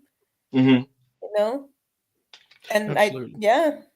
he's just one of those people. I don't feel like it's about being a Tanahashi girl or not. It's just about understanding that's a legend right there, Just even with the cook me's, he's special. He's still trying his best. He's still doing it. He has now his final year. And we just have to appreciate it. Of course, the matches are not going to be the same quality from 10, 15 years ago or whatever, but you just have to appreciate the fact that we're still able to watch Tanahashi, for a little while longer. So absolutely. He's the ace. There's nothing he's to say about him. He's the one good president in this world, Joe. He is. We have a few super chats left, and then we're gonna close with those. And before we the one good president will be the actual sign off note, but we'll do these. Go for it, Anna. Dame 199. Io must win. I don't care. Her losing kills her, in my opinion. Yeah, we touched this a little bit already. But yes, thank you so much for the super chat. Thank you, Dame. Slim Reaper 35 499. Thank you. Do you think Triple KKK is in danger of getting his chain snatched by $7 FC? No, only because Rock can't be asked to do that right now at this time. But I think everyone is aware that like the moment that's a desire Rock wants, that'll happen immediately. You know, I don't think that's something right for right now though. $7 FC is crazy. It's godly. Oh my god, a really $2. scary visual on my TV. It showed Penta What? walking in the building, Joe, and he didn't have the paint on his like mouth, so it's just like his real like lower half of his face, and it was like really scary. I'm sorry, I just had to point this out. Was that necessary? It was terrifying. CM Punk looks miserable walking into the building. Okay, Anna, take it away. Which is $2. Thank you. So the Rock going to take New Japan solo. Gato, I want you to be my booker. That is I want such you a so- funny video as well. He's just staring at a Rubik's Cube. Like, He's It a was weird guy. awesome. He's a it weird was guy. so funny. The final boss 199. If John wins, I wonder how they book the finish. Some fuckery is afoot. Yeah, there has to be some run-ins and Just stuff. rock bottom. Travis Rock Scott bottom. need a kick to the cock. People's and then, elbow. Like, yeah. Travis Scott with Psycho knee. you know, Joe, they have been saying he's in training. Tiger Driver 91. It'd be kind of sick if he did do a move on him. Yeah, it'd be very dangerous too. But Actually, you know what they should do is he should be the first interference to try to do a move. It's Cody shouldn't sell it because it's a celebrity. Cody should like crossroads him and focus on him, and then that allows for like, you know, Cena to hit something, Rock does something, and then it's over. You know, something along those lines. absolutely. Yeah. Mason 346 499. Thank you so much. What talent on AW currently do you think generally aren't using AW as a stepping stone and you think could be lifers? Will Ospreay. Yeah, I think Will Ospreay definitely has that perspective for sure. Swerve is in it for his mindset is to be an AEW as long as he's a pro wrestler. So I respect that. And Mercedes Moné, she actually her mentality at the moment is just she has something she's trying to build with women's wrestling worldwide, and AEW affords her the platform to have a home base while she continues to pursue that. So those are kind of the big names that come to mind. Beautiful. Okay. Wochism $5. Thank you so much. Carrie Sane working out like she got told she getting a title match versus ELO. I mean, I would love to see that. Her pictures and posts have been very cool. She's just like jacked with boxing gloves. Like every picture, Joe, I don't know if you see this. She's just like in boxing fits. Like I don't know what's going on. I follow Contrarian Alex, so trust me, I've seen them. Yes. Right. Beast. Nice lady. I love Kyrie. Yeah, Black Yakuza 94, $5. Thank you so much. You know why Ibu doesn't want to watch because he knows Rob, Ayo, and Chris are gonna dogging the shit out of him over it in VC. If you think I'm going to watch a CM Punk match live in a Discord where 200 people can listen to me, you have another thing coming. I will not be there. The final boss. You are out of your fucking mind. You are out of your goddamn mind. I expect the crowd to massively help Cody Cena. Oh, the crowd is gonna carry it. Yeah. It could be great for that. Yes. It could be a good match. I think in a big spot you have to trust Cena. I think his track record is pretty good. Like I think, yeah, it's Cena. Like, okay, we cannot act like Cena is just like a random. Like it's Cena still, right? Exactly, yeah. But it is 2025 Cena, so we will see.